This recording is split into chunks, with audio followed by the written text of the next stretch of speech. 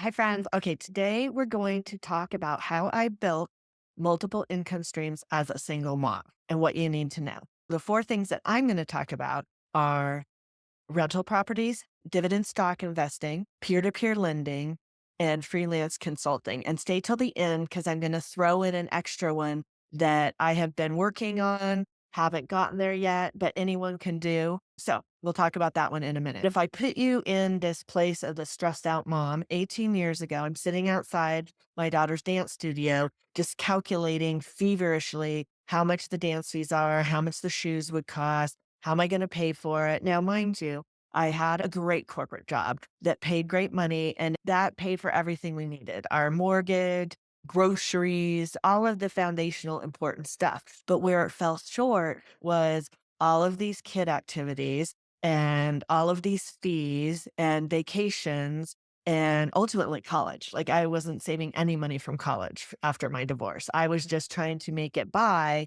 and keep the kids in the activities that they were accustomed to. Although my corporate job kept the lights on, I knew that I wasn't able to afford these extras. And that was just really stressful. Today, I look back on those tear filled conversations and calculations, and I'm so proud because my daughter was able to dance, do all the competitions, travel all throughout her high school career. Same with my son. He was able to play hockey, travel, go to all the tournaments all through high school. And honestly, these income streams help pay for their college. Now they both contributed, but I was able to help because I was able to generate this extra income. I just want to be clear. For me, my career was always the foundation. For some people, you're trying these side hustles because you want to move away from your career towards something different. But for me, I always loved my career. I always wanted to stay in it. I just wanted to generate extra income. Income stream number one, rental properties. These are near and dear to my heart. I've been a real estate investor since 2008. It's 2025, so almost 20 years. And I have done almost everything from very active managing my own properties to very passive being a limited partner in syndications and everything in between. And I will tell you, it has had many, many ups and downs. But at the end, this has been a lucrative income stream for me. And anyone can do this, I'm telling you. So let me take you back to that first rental property. I was literally shaking in my boots when I signed for that thing. And this was just a tiny, tiny two-bedroom fixer upper, so to speak, in a bad part of town, which I do not recommend doing that. But that is what I did. And it was super scary. And I didn't really know what I was doing. But that first month when the rent came in, and by the way, the rent didn't really come in. Like I had to meet my tenant halfway between the rental and my house at the Sheplers, and they handed me cash. It felt like a drug deal. My kids are in the car. I get out and I collect the $800 cash. And after I pay the mortgage and the bills, I have $200 left. So it wasn't earth shattering, game changing money, but it felt good. It was the first time since my divorce that I had hope that I was going to make it, that I was going to figure it out. It was a huge milestone for me. And fast forward today, I own multiple properties across multiple states. I am and have been in several large multifamily syndication deals. I've been on the general partner side where I've raised capital for these deals. I've sold and bought many rental properties over the years. And like I said, I have had my ups and downs. And here's what nobody tells you. You don't have to start massive. You start small, think big. Your first deal is the scariest. Mine was so scary. And quite frankly, several after that were scary. And then you just get confident because you're building capabilities and skills. And with that comes confidence. You can focus on cash flow first and then know that your tenant's paying off the mortgage and how the home is most likely appreciating. And all of these are just real estate investing fundamentals that you should learn about if this is something you're going to do. Let me tell you the most valuable lesson that I have learned in my almost 20 years of being a real estate investor. One that literally gave my life back. After maybe it was 10 years of being hands on managing all my properties, which meant finding tenants, interviewing tenants, managing repairs, managing evictions. I have done more than I can count evictions, countless 2 a.m. emergency calls. I actually remember a night when I got a call late at night and my tenant's furnace had gone out. It was freezing. It was like 0 degrees.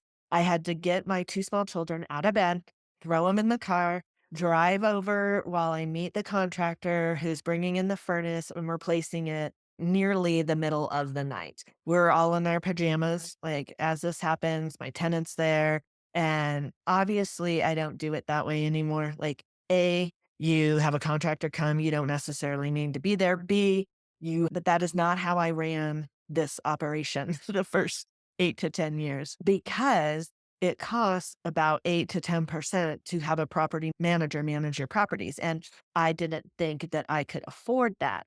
But at some point, you have a quality of life thing going on. So the life changing idea here is that always put that 8 to 10% property manager fee in the calculations as you're running a deal.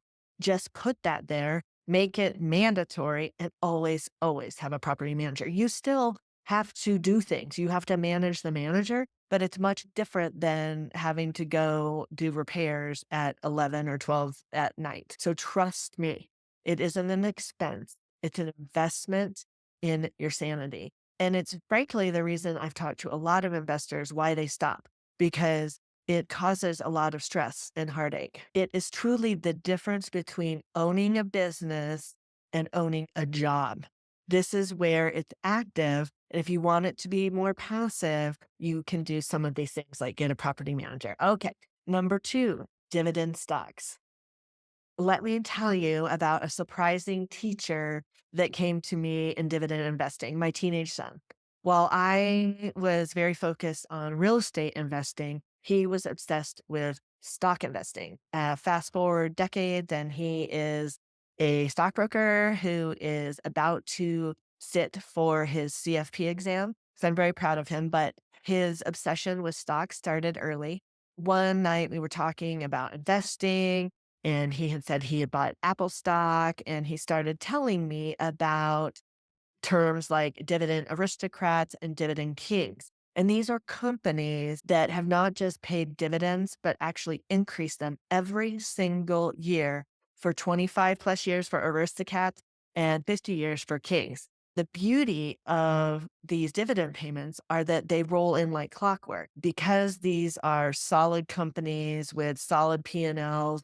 They have a long history of not just paying but raising their dividends. This is a great area to look at if you're interested in generating income and investing in stocks. And it's also good to note that sometimes your best financial advice comes from the most unexpected teachers, even if they're still living under your roof. The third is I'm calling it peer-to-peer lending, but basically you're acting like a bank. This can be done in many ways. It can be done as you're lending a business owner capital to say buy equipment or expand or something like that, and they're paying you back the capital plus interest. It's done a lot in the real estate space, which is actually how I started in real estate investing. Ironic enough. Let me take you back to, I guess must have been like 2006, 2007, since I bought my first rental property in 2008. I had met someone who was in the real estate space and I ended up lending them money so that they could buy a rental property, fix it up, and flip it.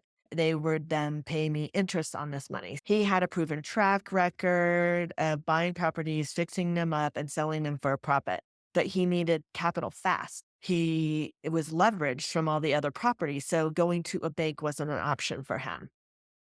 So I gave him $75,000, and 4 months later, May of that year, he gave me back $1,750 to be exact. That was an $18,750 return in just 4 months. You can structure these deals any way you want.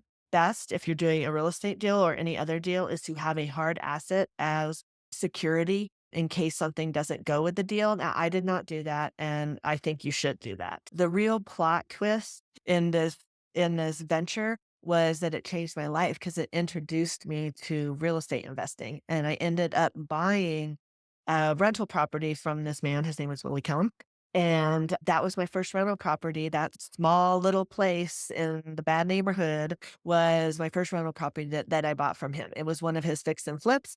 And after building a relationship from being a lender to him, I was able to see that opportunity and bought an off market. Now, if you're thinking, I don't have $75,000 to lend to someone today, there are so many ways to get started. There's lending platforms like Prosper or Lending Club that let you start as low as $25. Now, I've never used those, but they're pretty established. You can go to local real estate investment meetups and meet people there. You can partner with other people to do larger loans. I've done a lot of that in the multifamily apartment space. There's just a variety of ways that you can be the bank to someone who needs it. The fourth one that I fell into by accident, basically, is freelancer or consulting. It's basically turning your skills, in my case, my career skills, into money. So after years of being in tech, I learned that smaller companies were desperate for experienced professionals, but they couldn't afford to hire someone full time. So that's when it clicked that I could help these businesses while continuing my career. And this could be another way to generate income. So think about it, all the skills you have mastered over time, whether it's writing, editing, video, social media. For me, product development, leadership coaching, project management, any of these things you can utilize to help small companies that need those things done but can't afford to hire an employee. You're setting your own professional rates and you're building relationships that could turn into long term income. I personally, again, always have wanted to stay in my corporate career. But if you want to move away from that, from your job, you could build something through this freelance consulting side hustle that could be a whole nother career for you. The secret to this is to solve specific business problems. That consulting income, again, help subsidize all my kids' activities, vacation, and ultimately help pay for their college education. Okay, the bonus one that I want to talk about, I'm going to call it royalties. I think there's a lot of other names to call it, but this is creating ebooks, courses that can become very passive because you create it once and then you can sell it over and over. Again, you can use the skills that you have built up over years and years and help people solve problems. I just love this idea because you can start with what you know. You don't have to be perfect. You can just try things and you can build multiple streams within streams. For example, let's say you write a book and then you can make that book an audiobook and then you can make that book an ebook and then you can make that book a course. And like you can just kind of build off, which I love. But before you dive into creating your multiple stream of income, there's something crucial you need to know. Something I learned the hard way as a single mom trying to create more money. I made some expensive mistakes. So watch Beware of Side Hustles video right here. It's packed with advice that I wish I'd known before I jumped into this 18 years ago. And in the comments, tell me what income streams you love because I love to learn new income streams. And remember, you have the power to change your financial future, and I'm here cheering you on every step of the way.